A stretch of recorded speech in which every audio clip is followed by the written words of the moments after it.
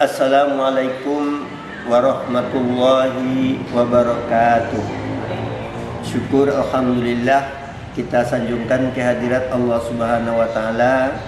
Sampai pada sore hari ini kita masih diberi hidayah oleh Allah untuk mau mengerjakan suruhnya dan meninggalkan larangannya.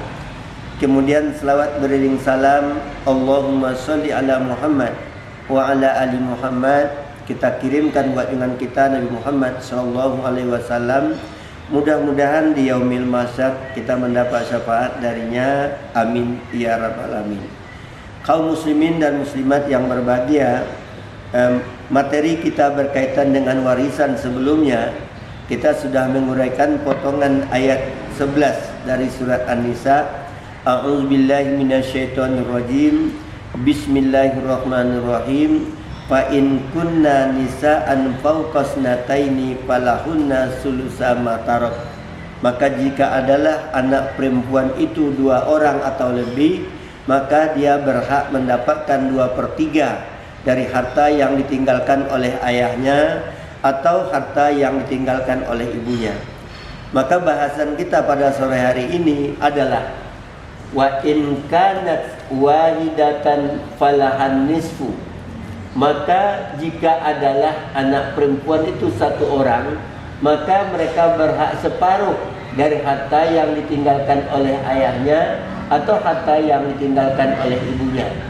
Maka dalam kasus ini kita buat contoh. Ini seorang suami, kemudian ini istri. Dari hasil pernikahannya dapat seorang anak perempuan. Dan istri ini ayahnya masih hidup dan ibunya masih hidup. Kemudian selama pernikahan mereka mendapatkan harta senilai 510 juta. Harta yang 510 juta itu terdiri dari 1 buah rumah 125 juta, 1 buah mobil 125 juta, 1 buah sepeda motor 10 juta, sebidang kebun 100 juta, kemudian emas perhiasan itu senilai 50 juta, kemudian tabungan di bank 60 juta dan lain-lain 50 juta. Yang kita masuk dengan lain-lain termasuk di dalamnya TV, lemari, tempat tidur, piring, mangkuk dan lain-lain sebagainya.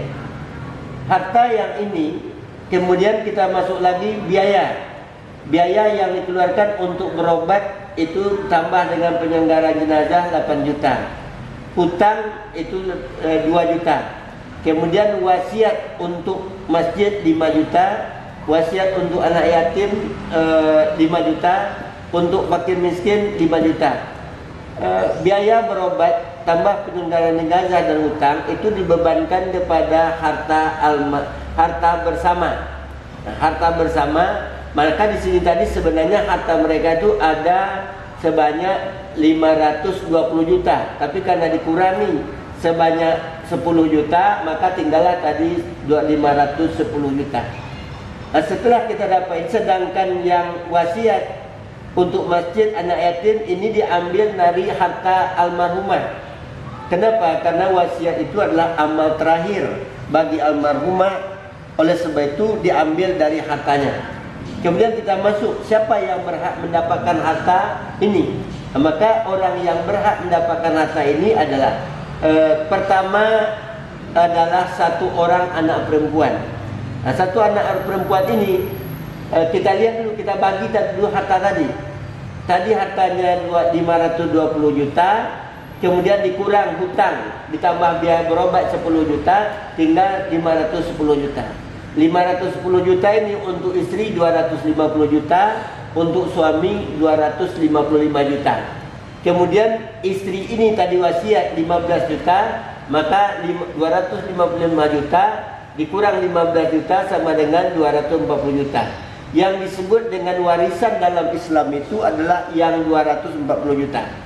Maka siapa yang berhak 245 juta ini? 240 juta ini adalah 1 orang anak perempuan. Berhak mendapat setengah dari 240 juta sama dengan 120 juta. Suami berhak 1/4 dari 240 juta sama dengan 60 juta. mereka berdua ini dalam mewaris namanya zawil furud. Nah, kemudian ibu dan ayah, ibu mendapatkan sepertiga dari sisa. Oleh sebab itu harta ini dikurangi bagian zawil furud, 240 juta dikurang 180 juta sama dengan 60 juta. 60 juta ini dibagilah di antara ayah dengan ibu. Ibu mendapatkan sepertiga dari 60 juta sama dengan 20 juta. Sedangkan ayah asobah. Asobah itu adalah 60 juta dikurang 20 juta sama dengan 40 juta. Setelah kita dapat bagian angka-angka ini, kita kembalikan kepada harta yang ada.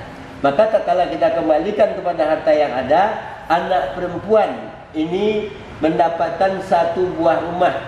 Namun dia masih min 5 juta karena jatahnya tadi cuma 120 juta. Artinya dia harus mengembalikan kepada salah seorang yang menerimanya nanti sebesar 5 juta. Sedangkan suami yang mendapatkan 315 juta itu bisa dia ngambil satu buah mobil, ditambah dengan sebidang kebun, kemudian ditambah lagi dengan sisa dari tabungan ini, tabungan di bank tadi, yang jumlahnya 60 juta, tapi kita keluarkan tadi untuk berobat 10 juta, untuk wasiat tadi kita keluarkan juga 5 juta, maka tinggallah sisanya 35 juta. Ini juga dikasih kepada suami, ditambah dengan yang lain-lain. Sedangkan ibu dan ayah itu bisa mendapatkan emas perhiasan. Emas perhiasan nilainya 50 juta. Kemudian ditambah dengan sebuah sepeda motor 60 juta. Maka dalam kasus ini ayah dan ibu mendapatkan emas perhiasan ditambah dengan sepeda motor. Nah, sedangkan suami ini kekurangan bagiannya 5 juta, ini diambil dari anaknya. Namun kalau suaminya merelakan saja kepada anaknya, ya 5 juta itu tidak usah dikembalikan kepadanya atau tidak usah dibayar, tidak ada masalah dalam persoalan warisan. Inilah yang disebut namanya untuk anak perempuan mendapatkan separuh dari harta yang ditinggalkan oleh orang tuanya. Dalam hal ini ibunya yang meninggal, berarti dari harta ibunya. Lebih dan kurang diperbanyak maaf. Wabillahi taufiq wal hidayah. Assalamualaikum warahmatullahi wabarakatuh.